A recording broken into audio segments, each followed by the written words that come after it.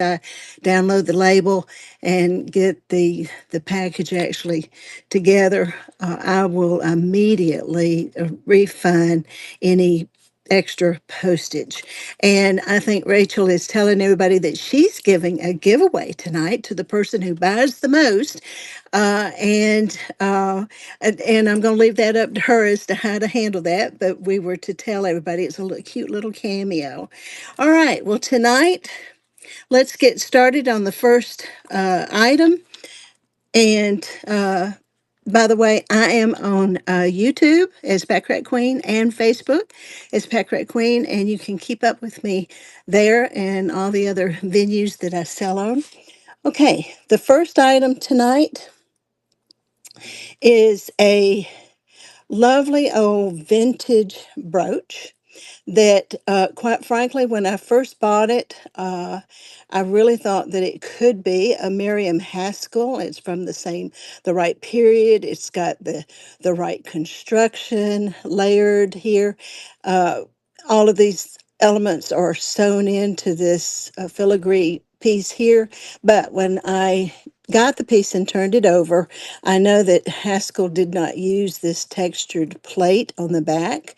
So it is probably West Germany or even a Japanese piece that was styled as Haskell's pieces, but it is still quite a lovely old vintage brooch. Let's get that up and running.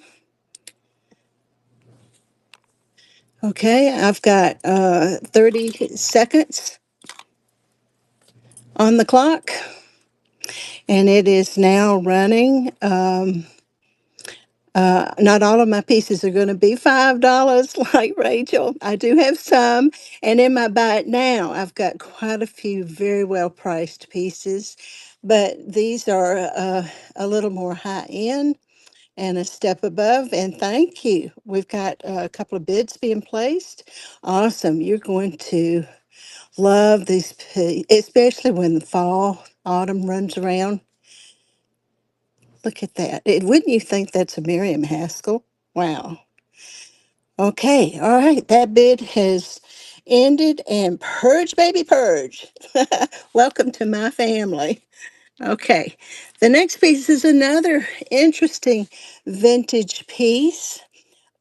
When I first got it, I just knew I liked the style. I actually collect quite a few Victorian, Edwardian, Art Deco, Art Nouveau, and I'm even more recently collecting Georgian pieces, which are late 18th century, early 19th century, predates the Victorian. So I bought this, and I I was shown that it said Robert Rose on the back right there. I wasn't familiar with Robert Rose, but I'll tell you what I have found out. He began in Manhattan, New York, in 1946. So this is definitely a vintage piece. It was a really small family business, and it has remained in the family. But I was surprised to see at one point they actually trademarked under the name Robert Originals. Now, some of you may know that name and can realize what this designer has produced. But this is black glass drops, and it is now running. I've got a bid of 45 on it. Yes, the stones are black, and it is glass, and the metal is like a pot metal, but it is uh, I know, dating from either the late 40s or the very early 50s. You can tell from the particular type of safety clasp and the hinge here. Can she see the comments? I'm sorry. I'm just learning to really look at the comments. Yes, it is Victorian inspired. Thank you. You couldn't bid? Okay. Is it not? Okay, it's running and it's ending. Okay. Can I rerun? Um, let's see. I have tried that before. Let me see if I can. Hang on just a second.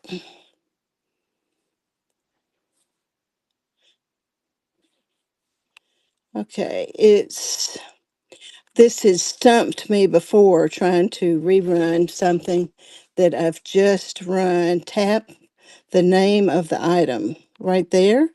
Restart auction. Well, that's simple enough, but it's not doing it. Y'all, help me out here.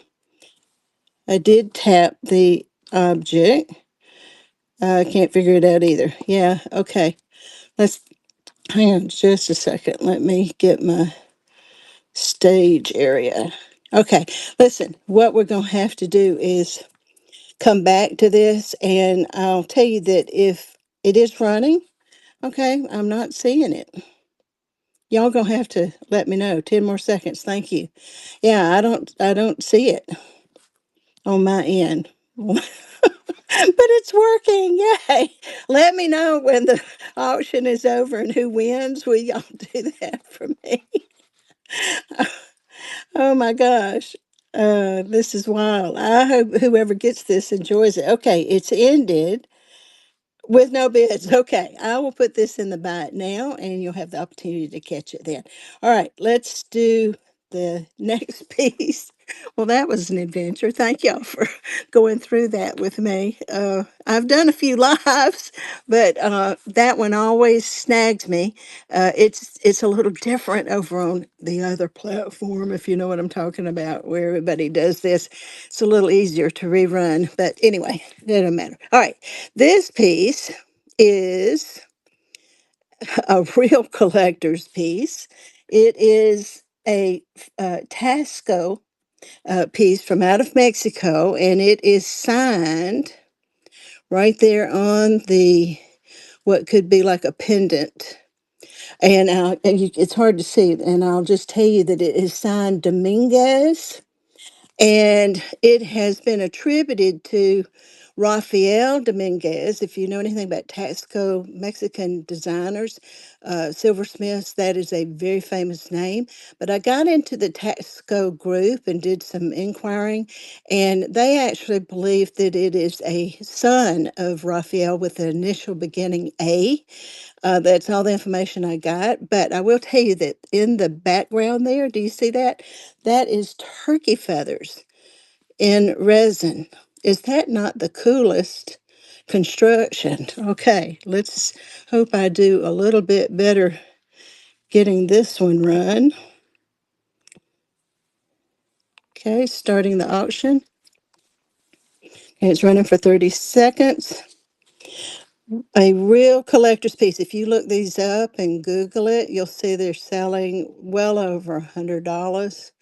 But most of them do attribute it to Rafael Dominguez. It does say Dominguez, and it has the three eagle mark right there. If you know anything about Tasco Mexican silver, beautiful piece that could be worn as a pendant like that. Do you see the markings? There's all sorts of really neat markings on this. But as a pendant, it would be worn this way. Okay, that has ended. Yeah, that is a one-of-a-kind piece. All right, the next piece is a grand tour of Europe, of Italy piece, but this one is quite old. This is a micro-mosaic. I know there's a lot of confusion out there about what to call these. Uh, but I can tell you with full knowledge, this is called a micro mosaic, not just a mosaic. There's people want to say the micro mosaic are little tiny pieces of that actually have a picture of like an old Roman scene. But for 3 years, I lived in Rome and worked as an apprentice in one of the oldest mosaic studios in Rome. And the founder of that studio actually was the director of the Vatican Mosaic Studios. He handled all of the mosaic reproductions, excuse me, all of the restorations, like when they dug up Pompeii and took up all of those mosaic floors and moved them to the museums. He was in charge of all that. Well, I studied under his daughter, And I actually got to make some of these, so I can tell you, first of all, how many hours it takes to make this. This is made out of glass. It's in a brass setting, and it is quite old. You can tell from the clasp and the hinge. Let me put this up and running, and I can talk about it while it starts. 30 seconds on the clock. It's got a good price on it because it is quite old and it is in perfect condition. Look at the detail around the edge.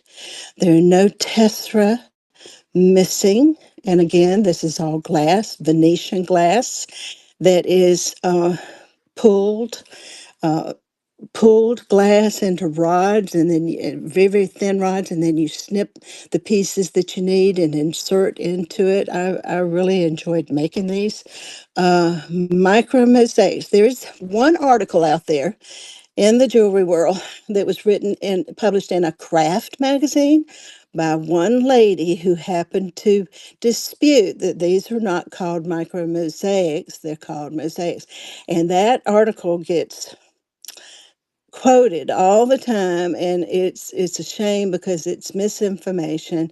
I can tell you every mosaic designer currently working in Rome today, throughout Italy, would say this is a micro mosaic. So ladies, when you sell this type of work, with confidence, you can say that it's made out of glass and it is called a micro mosaic. Okay, we've got a winner. Thank you. This is coming home to you, Rachel. Awesome. Wonderful. Okay, I'll put that over there. The next piece is another quite old, very old piece. It is hand painted porcelain, and it is set in 10 karat gold plated, and it is from made in France, Limoges, right there. 10 karat gold plating, but look at the clasp. Do you see that trombone clasp? That makes this little piece of jewelry antique. This could have been anywhere from the late 1800s into the early 1900s. Let's put this up and start it running. I know that we see a lot of this hand painted type ceramic pieces out there, very similar framing, but you don't often see one that is a true antique. The trombone works nicely, no problems with it. There's no cracks or chips or anything wrong. It's in awesome condition, like it's set in somebody's jewelry box for 100 years. Okay, got a bid on it? Awesome. Thank you. And Purge Baby Purge, another item. Congratulations. This is a very collectible piece. Well done. All right, the next piece is an odd little thing that's also an antique, believe it or not. It's a little Mennonite, it is a pen, Mennonite buggy. And it's got marcasets in, and there's none missing. They're all there. This is sterling. I've tested it, but I didn't clean it. I left the uh, what do you call that, patina on there. Let me move this to the stage and get it going. It's running now. 30 seconds, but you can tell it's antique by the back. First of all, there is this hinge, but secondly, here is this clasp. And now, this is not really a C clasp. This was one of the very first safety clasps ever invented back in the late 1800s. And that centerpiece that would roll over, that was the safety part, is missing. So just be aware of that's missing. Okay, all right. 15 seconds. Did I run it only for 15 seconds? I see it's ended. Well, this will go to buy it now. If you're interested in it, a little piece of history, you can find it in the buy it now. Okay. It did run though, didn't it? Somebody give me a thumbs up. It did run. I'm just letting people know. Oh, thank you. Thank you. You know, the worst thing you can do though is set the time to 60 seconds accidentally. Oh God. And everybody just sucks wind. Okay, we're gonna go from antique to from the I don't know, there's a huge extreme between this and this. This reminds me of Heidi Daus. Let's see, I think it goes this way because it is also could be a pendant, which means it would hang like this. But this is the glam bling of all blings, and you can see how big it is. Let me get this up and going so that you can see the description. Okay. Uh, let me just alert you. There are a few stones missing, but could you tell? They'd be easily replaced because these are kind of common AB crystals. But to tell you the truth, you'd have to look quite hard to see that anything's missing. The back, the clasp works, pin works fine. Does have, like I said, that pendant. Look at that heavy rhodium plating. So is that not gorgeous? Now it's not signed, but it sure does look like Heidi Daus, doesn't it? All right, so this is ended, and little sugar, this is coming home to you. Have fun with this. Does that look like, does it look like a fish or a bird? I don't know, but this is the most spectacular piece. People will notice you if you got this baby on when you walk in the room. Okay, the next piece is back to a little something a little bit more traditional, and let me get down so I can read my description on it. This is a Carl art piece. It's scarabs, and it is 12 karat gold filled. Sweet, sweet little pin. I love these little curled up swirls. The classic three colors of scarabs. And you can see the back, the pin construction. There again is one of those old safety class, but I am saying that this is probably from the 1950s. And I'm going to throw in with it, it doesn't exactly, I mean, it's a scarab bracelet. It doesn't exactly match. This isn't gold, 12 karat gold plated. But everything is working order, the clasp, and I think the bracelet is I think it's 7 inches. So I'm just throwing the bracelet in with this. Let me get this up and running. And it is, like I said, a Carl Art, which is a collectible name from the 50s. Okay, this is running 12 karat gold filled scarabs plus unsigned gold tone scarab bracelet to match. I had one of these bracelets when I was young and lost it. And when I found it again, I thought, I'm going to keep it. But no, I really thought it went nicely with this little brooch. Okay, and let's see, that's a pass on that one. Oh, okay, I get to keep it. Yay. Okay, the next is a fancy, sparkly brooch that the color combination, y'all, is one of my favorite. Purple and green, and even in the silver tone metal that's used, there's still these long baguettes in the stem, which is kind of unusual. Uh, Everything is in good working order with the clasp. You can see the back. It is unmarked. Let me get this up and running.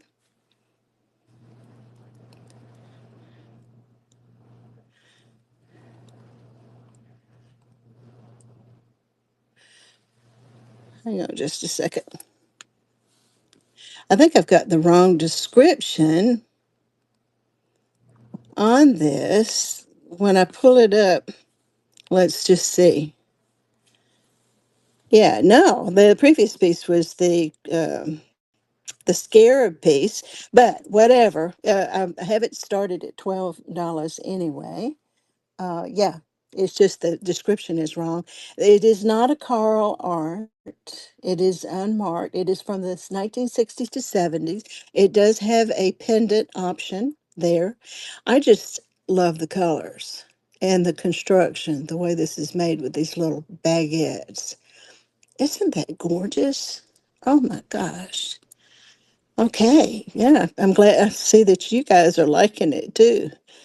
Just mark it number 8. Yeah, yeah, I'll keep up with it. I think what I did is I inserted the same title twice in a row on the listing, so we're good. Nobody bought the Scarab Carl art piece anyway, so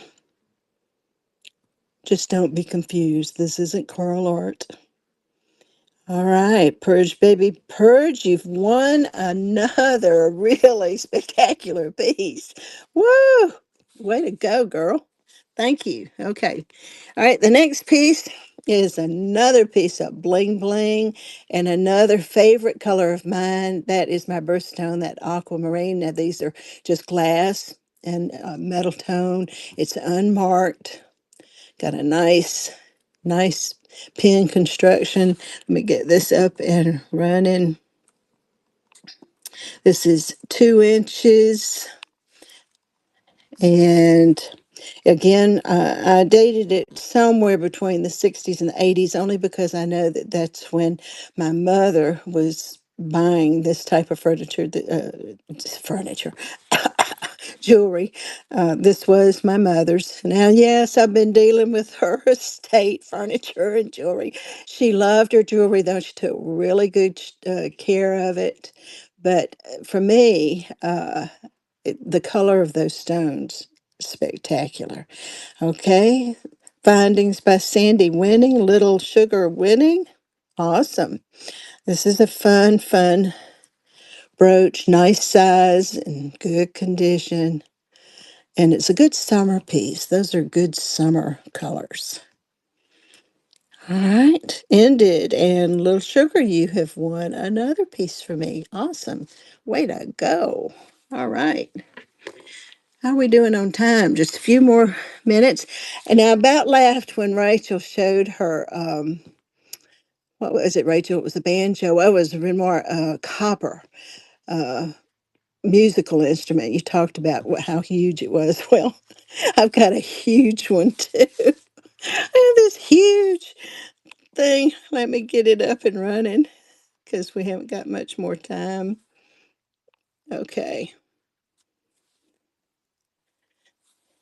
there we go. It is unsigned. This is brown enamel, just gold tone metal from the 70s to the 90s, right in there.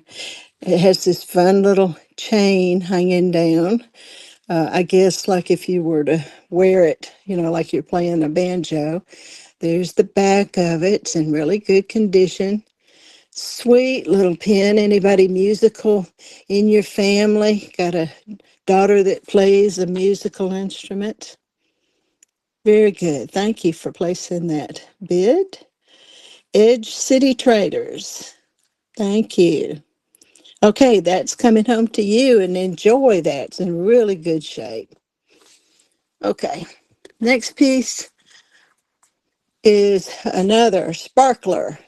Again, with my favorite colors, that purple, lilac color. And let me go ahead for sake of time, get this up and running, and I'll talk about it while it's running. Okay, this is unsigned. It's 2 inches. It is gold tone, purple glass stones. But look at the back. Now, I'm not going to say that this is Beau Jewels because it's unsigned or Judy Lee, but that swedge riveting type construction is what Beau Jewels and Judy Lee used. I would tend to say Beau Jewels before Judy Lee, but I don't know. Some of their pieces were unsigned. Edge City Traders. Awesome. Beautiful brooch for $8. Okay, there we go. I think we got time for one more. And y'all gonna enjoy this one real quickly. Let me see if I can get it to light up. This thing glows, y'all. It is a glower. All the stones on the outside are just will glow in the night. Let me get it up and running so that for sake of time. Okay, here it comes. It is unsigned, 1960s to 80s, 2-inch. Those beautiful green navettes and all of these outside ones glow. I mean, it will light up the room. There's the back, and it has a pendant option. So I guess you would wear it this way. I nearly kept this one because I plan on doing a glower show, themed show. I've got check beads and all sorts of uranium glass jewelry. Y'all are liking it too. I don't blame you, but I decided I'd go ahead and test the market tonight to see if there was an interest in this kind of thing. But I am going to do a glower show, so watch for that. The whole show I'll probably do in the dark with the black lights on. That would be cool, wouldn't it? All right, a few more seconds. Any more bids? Any more bids on this one? Okay, findings by Sandy. Well, here you go. This is your latest finding. Here it comes to you. All right, I had other pieces, and I I do I do see. Yes, I can. Do you need a few more seconds?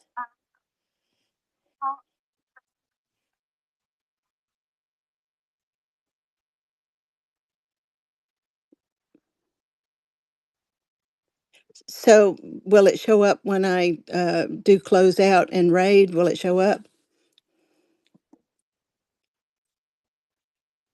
Okay. Oh, are we good? Okay, y'all, I found this one, the one that was escaping us. Let's see if I can get it running. Okay, I think it's finally running. If anyone that was interested in this was still interested, well, the countdown is on before we move on to, we're supposed to be moving on to Rebel Junk. Rachel was speaking to me there, so excuse the confusion. Um, And let's see. Oh, Purge, baby, Purge. Thank you. You're going to enjoy this piece. And I hope you research Rose. What was his name? Robert Rose, because I actually collect originals by Robert. Now, they're pricey. So if this is one of his earlier pieces, this would be quite the collector's piece. Okay, this has ended. It is going to I'm glad we could get it up and running. Okay, let's see, everybody. Thank you for coming to my show. Let me see if I can get you on down the line to the next bar, in stream and raid. Rebel Junk. Is she?